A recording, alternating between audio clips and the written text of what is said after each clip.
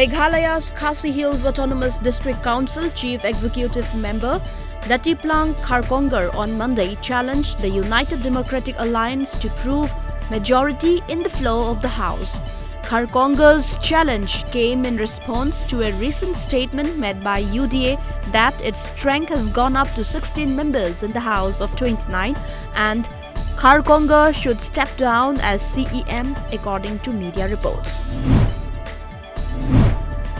Congress senior leader and former Finance Minister P. Chidambaram on Monday attacked the Bharatiya Janata Party after the JMM Congress alliance is set to gain power in Jharkhand.